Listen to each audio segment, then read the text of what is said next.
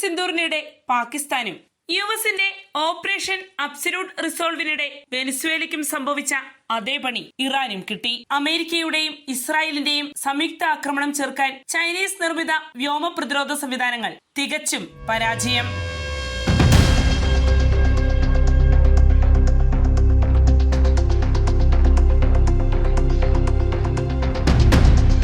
നമസ്കാരം, ഞാൻ ജാസ്മിൻ. ഇറാനെതിരെ അതിരൂക്ഷ വ്യോമാക്രമണങ്ങൾ തൊടുത്ത് ഇസ്രയേലും യുഎസും പോരാട്ടം കടുപ്പിക്കുകയാണ്. മറുഭാഗത്ത് ഇസ്രയേലിനും യുഎസ് താവളങ്ങളായ ഗൾഫ് രാഷ്ട്രങ്ങൾക്കുമെതിരായി ഇറാനും തിരിച്ചടി തുടർന്നുകൊണ്ടിരിക്കുന്നു. ഇതിനിടെ ഇറാന് വലിയ വെല്ലുവിളിയായിരിക്കുകയാണ് അവർ വാങ്ങി സ്ഥാപിച്ച ചൈനീസ് നിർമ്മിത വ്യോമ പ്രതിരോധ സംവിധാനങ്ങൾ. ചൈന വളരെയേറെ കൊട്ടിഘോഷിച്ച HQ-9B എന്ന വ്യോമ പ്രതിരോധ സംവിധാനമാണ് ഇറാന്റെ കൈവശമുള്ളത്. അതോടൊപ്പം പഴയ സോവിയറ്റ് യൂണിയൻ കാലഘട്ടത്തിലെ പ്രതിരോധ സംവിധാനങ്ങൾ അടിസ്ഥാനമാക്കി ഇറാൻ സ്വന്തമായി വികസിപ്പിച്ച പ്രതിരോധ സംവിധാനങ്ങളും അവരുടെ കൈവശമുണ്ട്. എന്നാൽ ഇസ്രയേലിന്റെയും അമേരിക്കയുടെയും അത്യാധുനിക ക്രൂയിസ് മിസൈലുകളെയും ഡ്രോണുകളെയും സ്റ്റെൽത്ത് വ്യോമ പോരാട്ടങ്ങളെയും പ്രതിരോധിക്കുന്നതിൽ ചൈനീസ് നിർമ്മിത പ്രതിരോധ സംവിധാനം പരാജയമടഞ്ഞുവെന്നാണ് റിപ്പോർട്ടുകൾ പറയുന്നത്. അമേരിക്കയും ഇസ്രയേലും ചേർന്ന് നടത്തുന്ന വ്യോമാക്രമണങ്ങൾ പ്രധാനമായും ഇറാനിലെ തന്ത്രപ്രധാന കേന്ദ്രങ്ങൾ ലക്ഷ്യമിട്ടുള്ളവയാണ്.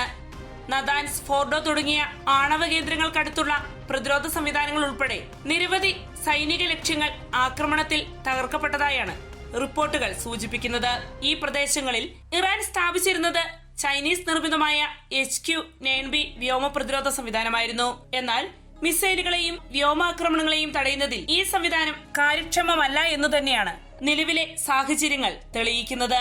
HQ-9B എന്നത് ചൈന വികസിപ്പിച്ച ദീർഘദൂര സർഫേസ് ടു എയർ മിസൈൽ വ്യോമ പ്രതിരോധ സംവിധാനമാണ്. റഷ്യയുടെ S-300, അമേരിക്കയുടെ പാട്രിയോട്ട് പാക് 2 എന്നീ സംവിധാനങ്ങളിൽ നിന്നുള്ള സാങ്കേതിക ആശയങ്ങളെ അടിസ്ഥാനമാക്കിയാണ് ഇത് രൂപകൽപ്പന ചെയ്തിരിക്കുന്നത്. ഈ സംവിധാനത്തിന് ഏകദേശം 260 കിലോമീറ്റർ വരെ ദൂരപരിധിയുണ്ടെന്നും ഒരേ സമയം 100 ലക്ഷ്യങ്ങളെ ട്രാക്ക് ചെയ്യാനും 6 മുതൽ 8 ലക്ഷ്യങ്ങളെ വരെ ആക്രമിക്കാനും കഴിവുണ്ടെന്നാണ് ചൈന അവകാശപ്പെടുന്നത്. എന്നാൽ ഈ അവകാശവാദങ്ങളൊക്കെയും വ്യർത്ഥമാണെന്നാണ് ഇക്കഴിഞ്ഞ നാളുകളിൽ നടന്ന ഓരോ സംഭവങ്ങളും തെളിയിക്കുന്നത്. ചില റിപ്പോർട്ടുകൾ സൂചിപ്പിക്കുന്നത് ചൈനയിൽ നിന്നും HQ-9B ഇറാൻ വാങ്ങിയത് എണ്ണയ്ക്ക് പകരം ആയുധം എന്ന തരത്തിലുള്ള കരാറിലൂടെയാണെന്നാണ്. 2025 ജൂലൈയിലാണ് ഇറാൻ ചൈനയിൽ നിന്നും HQ-9B സ്വന്തമാക്കിയത്. നിലവിൽ പ്രതീക്ഷിച്ച ഫലം ഈ പ്രതിരോധ സംവിധാനങ്ങളിൽ നിന്നും ഇറാന് ലഭ്യമാകുന്നില്ല.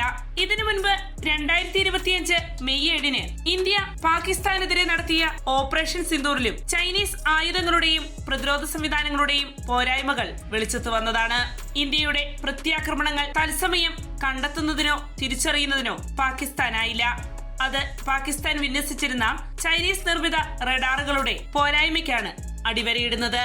വെറും 10 മീറ്റർ ഉയരത്തിൽ മാത്രം പറന്ന ഇന്ത്യയുടെ ബ്രഹ്മോസ് മിസൈലുകളെ തടയാൻ പോലും പാകിസ്ഥാന്റെ പക്കലുണ്ടായിരുന്ന HQ-9B മിസൈൽ പ്രതിരോധ സംവിധാനങ്ങൾ പരാജയമടയുകയാണ് ഉണ്ടായത്.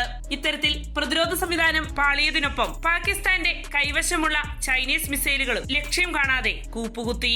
പാകിസ്ഥാന്റെ കാര്യത്തിൽ എന്ന പോലെ തന്നെ വെനിസ്വേലയിലും ചൈനീസ് നിർമ്മിത റഡാറുകൾ പരാജയമടയുകയുണ്ടായി. ഈ വർഷമാദ്യം അമേരിക്ക വെനിസ്വേലയിൽ നടത്തിയ ഓപ്പറേഷൻ അബ്സല്യൂട്ടിൽ വെനിസ്വേലയുടെ കൈവശമുണ്ടായിരുന്ന ചൈനീസ് നിർമ്മിത റഡാറുകൾക്ക് പ്രത്യേകിച്ച് ഒന്നും തന്നെ ചെയ്യാനായില്ല.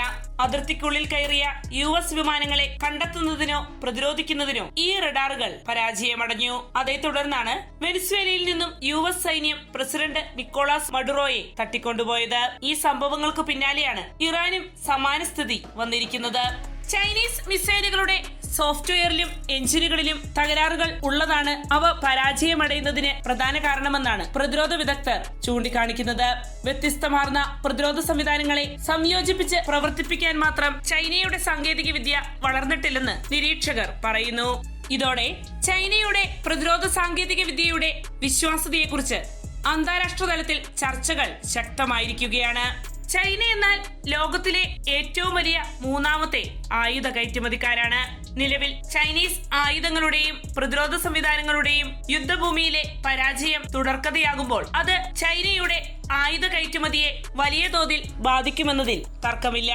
വലിയ വീമ്പു പറച്ചിലുകളുമായി ചൈന പുറത്തിറക്കുന്ന ഓരോ ആയുധവും യഥാർത്ഥ യുദ്ധഭൂമിയിൽ നിഷ്പ്രഭമാകുമ്പോൾ ആഗോള ആയുധ വിപണിയിൽ ചൈനയ്ക്ക് വലിയ തിരിച്ചടി നേരിട്ടേക്കും. ഇനി മുതൽ ചൈനീസ് ആയുധങ്ങൾ സ്വന്തമാക്കുന്ന കാര്യത്തിൽ രാജ്യങ്ങൾ തെല്ലുമടിക്കും.